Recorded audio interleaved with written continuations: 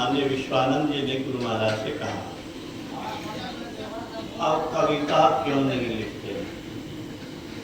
उन्होंने जो कविता लिखी है इसको भजन का सकते हैं। महर्षि में ही पदावली नाम है, आप क्यों नहीं लिखते? लोग तो बहुत पद लिखे हैं, आप तो एक पुस्तक लिखे, इसके बाद नहीं।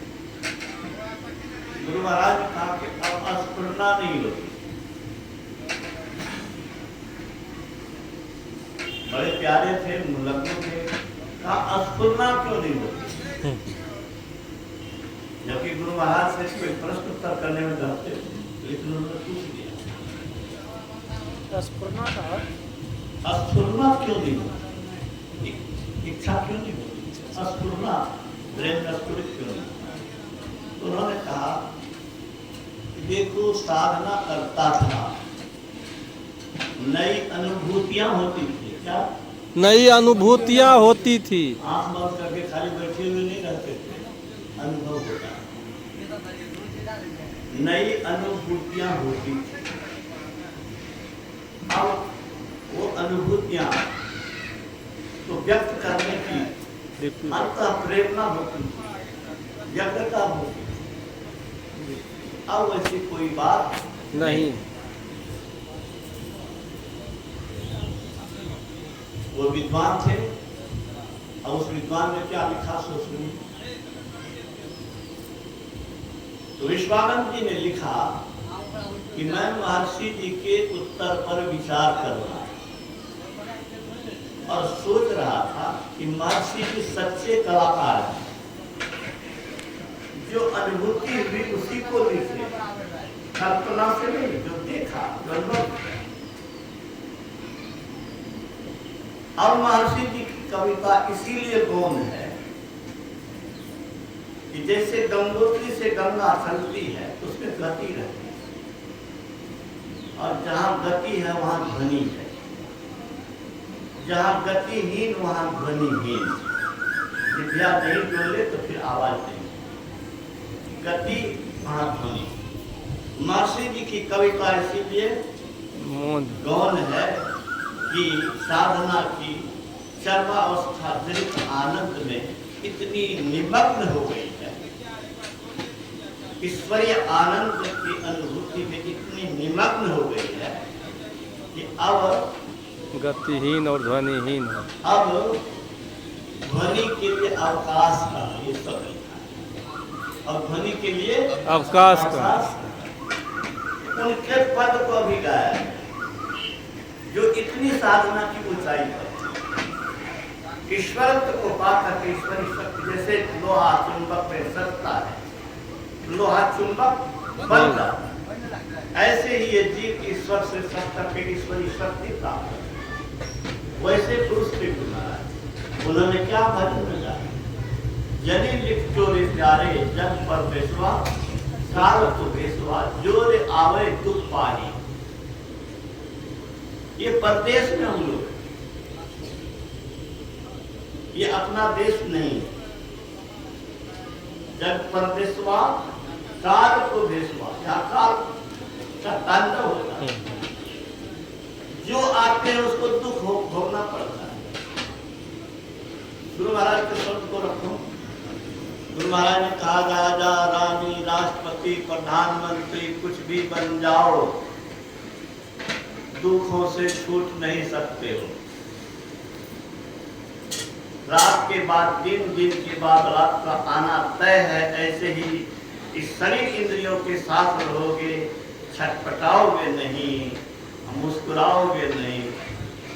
सबको मुस्कुराना है, सबको छटपटाना। गुरु महाराज ने कहा, इस संसार के सुख जो है वो भ्रामक, क्या है?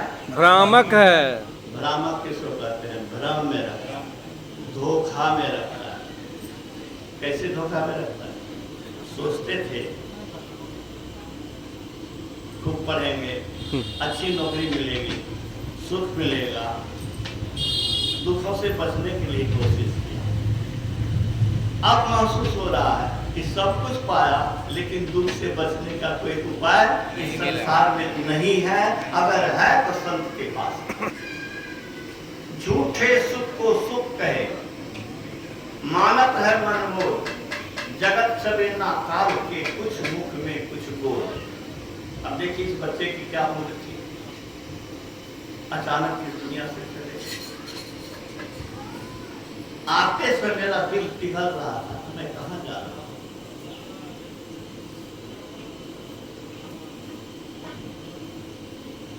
किसी का भी पुत्र दुनिया से बहुत समय चला जाएगा, वज्राघात होता है, अचानक से। कौन कब चला जाएगा कोई ठिकाना नहीं। बालक नहीं, जौन नहीं, वृद्धि कछुकर, कोई बंधन नहीं। बालक नहीं, जौवनी नहीं, वृद्धि कछुकर, वह अवसर में ही जानिए जब आए पड़े जंग। जब कब इसको कब उठा दे कोई ठिकाना नहीं। यही स्थिति, इस शरीर को, संसार को छोड़ करके हमें जाना है। इसलिए गुरु महाराज कहते हैं आसक्त इसमें मत हो। क्या करो? आसक्त, इसमें आसक्त मत हो, अनासक्त। ये अपना नहीं है, यहाँ धोखा है। अपना अपना समझ के सब कुछ कर रहे हैं और अंत में कुछ नहीं है।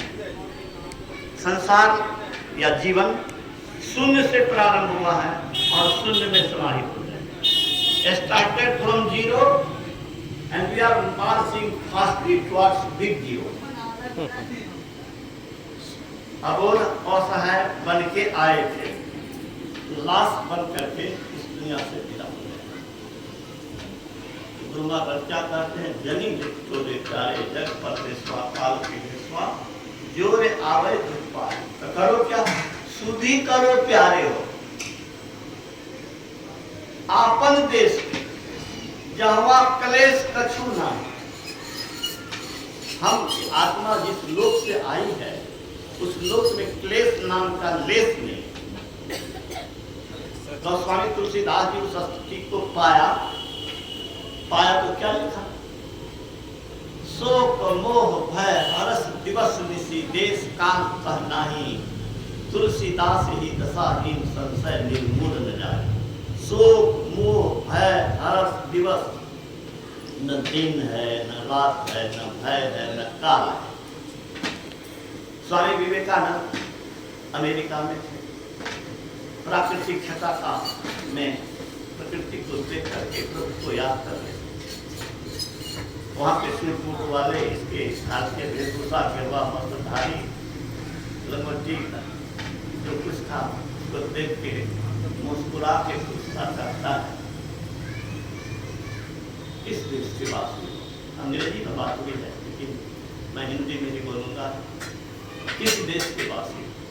मुस्कुरा के व्यंग करते, किस देश के वासी? मैंने अल्लाह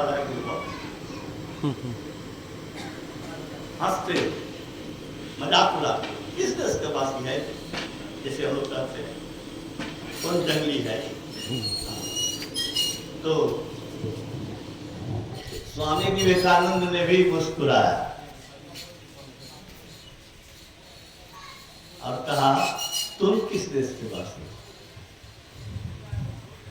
कहा मैं यहीं का हूं, मैं बाहर से नहीं आया। जैसे हम लोग को लोग कहते हैं कि लोग तो बाहरी है, हम लोग यहाँ के मूल निवासी हैं मधेपुरा। हाँ, ये लोग बाहरी आदमी है। तो बड़काव से कहा कि हम यहीं के वासी हैं। कहा कब से? कहा जब से जन्म लिया तभी से। कहा उसके पहले? अब तो दिमाग से कराया कि अब क्या किया? कहा आई डोंट नो, मैं नहीं जानता। कहा बस such a little knowledge and such a high proudness, इतना कम ज्ञान और इतना ऊंचा अभिमान मुझ पर व्यंग करते हो। मैं उस देश का वासी हूँ, कहाँ उस देश की बतिया जहाँ नहीं बहुत दिन लगिया। नहीं रवि चंद्र को तारा, नहीं उजियार अंधियार, नहीं तर धूप को छानी, वहाँ गम काल की नहीं। महाकाल कोई कुछ नहीं। कबीरा देश है न्यारा लखे कोई राम का, इसका होश हो गया। तो वही गुरु महाराज कहते हैं कि सुधि करो प्यारे हो उस देश का जहाँ क्लेश कछो नहीं। कैसे जाओगे? निज अगली पंक्ति में कहते हैं निज काया गढ़ में, इस काया रूपी गढ़ में उस देश में जाने का रास्ता जीवन में ही प्राप्त कर सकते हो। निज काया गढ़ में ऐन महल हुए, आंखों के महल से उसमें प्रविष्टि हो। आपन घर पथ पाही, किस घर में जाओगे? अपने घर में जाओ। न ये देह अपना घर है, न वो पक्का वाला घर अपना है। अपना घर उसको मान लेंगे जिस घर से जज भी नहीं निकाल सके, एसपी डीएम भी नहीं निकाल सके। अगर निकालेगा तो कोर्ट से आदेश हो जाएगा कि गलत कर रहे हो। अपना घर वह घर है जिस घर में से कोई निकाल न सके। वह घर ये माया का घर नहीं है, चमड़े का घर नहीं है, ईटा पत्थर का घर नहीं है, वह परमात्मा धाम है। कहते हैं आगे गुरु महाराज, नहीं समझ सकते हो तो जाओ गुरु से पूछो, गुरु से युक्ति लेकर के करो।